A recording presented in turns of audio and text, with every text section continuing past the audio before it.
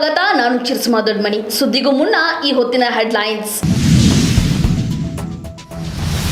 KS ಈಶ್ವರಪ್ಪನವರ ಮನವೊಲಿಕೆ ಆಗುತ್ತೆ, ಈಗಾಗಲೇ ಯಡಿಯೂರಪ್ಪನವರು ಮಾತನಾಡುವುದಾಗಿ ಹೇಳಿದ್ದಾರೆ. ಹುಬ್ಬಳ್ಳಿಯಲ್ಲಿ ಮಾಜಿ ಸಿಎಂ ಬಸವರಾಜ ಬೊಮ್ಮಾಯಿ ವಿಶ್ವಾಸ.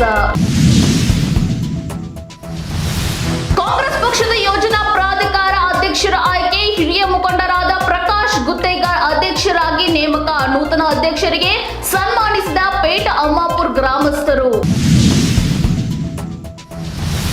ಬೆಳಗಾವಿಗೆ ಜಗದೀಶ್ ಶೆಟ್ಟರ್ ಹೆಸರೇ ಮುಂಚೂಣಿ, ಅವರು ಅಲ್ಲಿ ಸ್ಪರ್ಧೆ ಮಾಡುವುದಾಗಿ ಒಪ್ಪಿಗೆ. ಹುಬ್ಬಳ್ಳಿಯಲ್ಲಿ ಕೇಂದ್ರ ಸಚಿವ ಪ್ರಹ್ಲಾದ್ ಜೋಶಿ ಹೇಳಿಕೆ.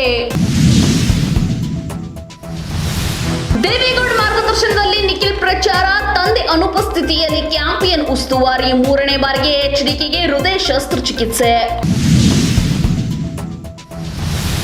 ರಿಷಬ್ ಶೆಟ್ಟಿ, ಶಿವಣ್ಣ, ಅಶ್ವಿನಿ, ಪುನೀತ್ ರಾಜ್ಕುಮಾರ್ ಬಳಿಕ ಸುದೀಪ್ ಸುಳಿವು. RCB unbox surprise, Kichcha Sudeep ಖಡಕ್ ಎಂಟ್ರಿ. 1-2 ಇಡ್ಲಿ ಓಕೆ, 3ನೇ ಇಡ್ಲಿ ಬೇಡ ಎಂದ ಕಿಚ್ಚ.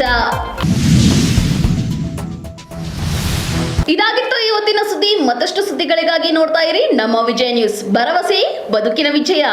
ನಮ್ಮ ವಿಜಯ ನ್ಯೂಸ್, ಭರವಸೆ ಬದುಕಿನ ವಿಜಯ.